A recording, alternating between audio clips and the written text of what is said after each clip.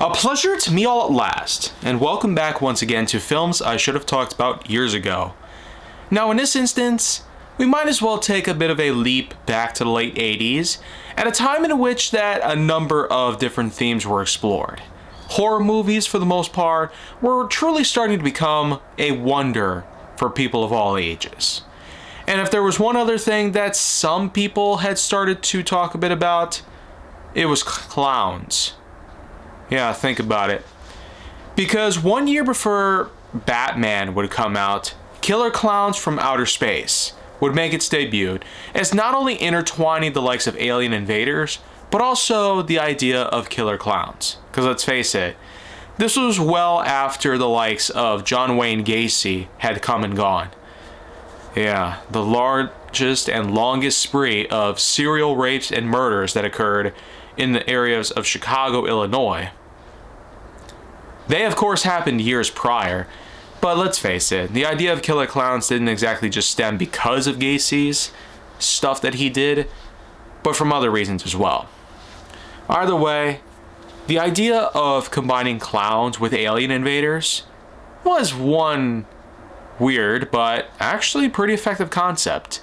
So much so that it definitely made this a rather big film, in spite of it not being such a great film by then, of course.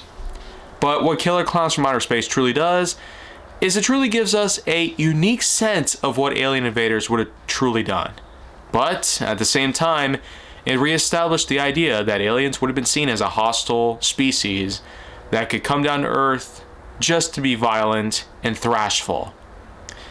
But anyways though, the film mainly follows the likes of a spacecraft or a giant circus tent essentially landing near a farm. Because while a farmer and his dog do approach this so-called circus tent that just appears out of nowhere, they end up disappearing. Meanwhile, what goes on is the likes of a number of different characters. We're first introduced to some of our main protagonists, the likes of which are Mike Tobacco and Debbie Stone, played by Grant Kramer and Suzanne Snyder respectively. They, of course, don't exactly have the best of life as it currently stands, but let's hold that thought, because we of course do have some weird things that are about to get even weirder. Because, first off, some of the acting and dialogue is probably not really the best. I mean, think about it, this was the late 80s. It was already kind of whacked out by that point. In today's standards though, there's a lot of different ways that acting has greatly improved, and dialogue as well. But anyways though, the Killer Klowns, as they'd come to be, were unknown alien invaders with an unknown alien origin to them. They would greatly increase in size as well as in population, because what happens is that they are armed to the teeth with a number of different devices. You got ray guns that are able to create balloon prisons or cotton candy imbuements. Both of these are specifically targeted at various victims of theirs, especially humans, in which that, in both cases, the balloons and cotton candy are trapping these victims inside, rendering them helpless. They are then taken back to the likes of the circus tent spacecraft, in which that they are stored for sustenance. As typically, the cotton candy humans are basically how the killer clowns essentially feed themselves. Kinda creepy when you think about it. But there's also a good variety of different clowns that even Tell It Animated has had a lot to say. I mean, there's a good amount of which. They have different outfits, different shapes, sizes, hairstyles, including spikes and a monk-like bald patch in the center on one particular clown. But there, of course, are also the cat-like pupils, also sort of like venomous snakes. So, another fine little detail to point out there. While it's not exactly known what their true purpose is on Earth and why they intend to kill so many people here and there, it does remain unknown pretty much throughout the rest of this whole film.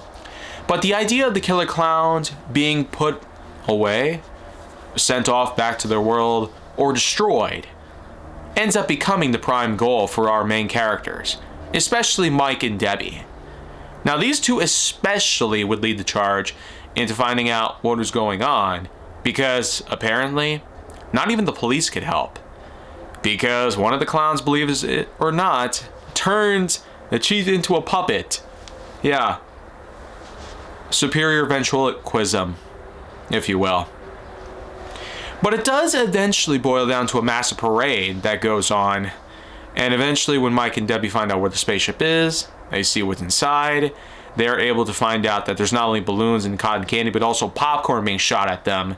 This popcorn, of course, is live, essentially fed like seeds to create clown offspring that evolve into full-size clowns.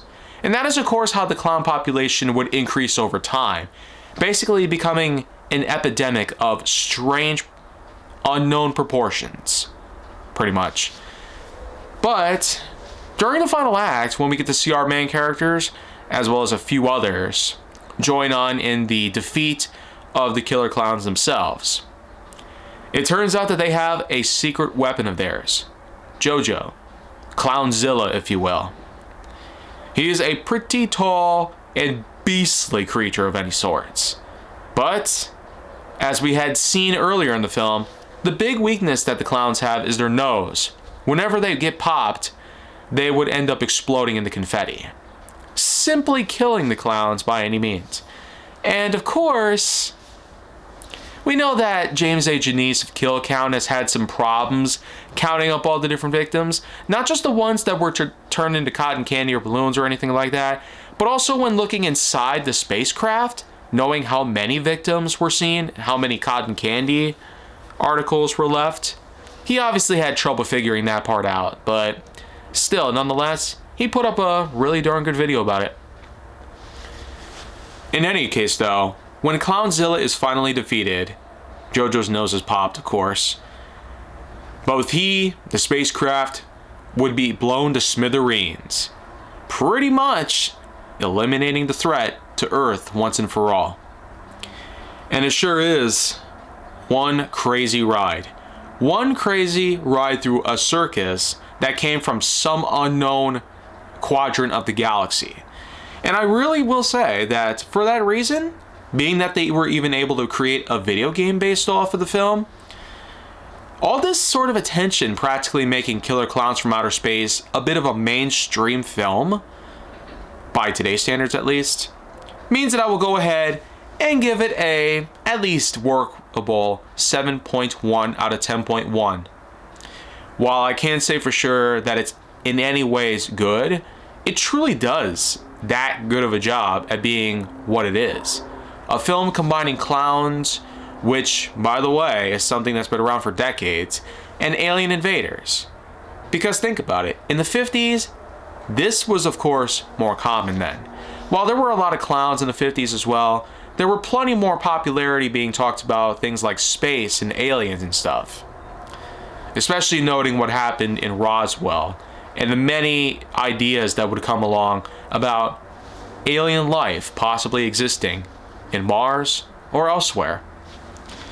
Well, I feel like that wraps things up for today's piece, but I will be back once again tomorrow with more films I should have talked about years ago. So I'll see you guys then, next time.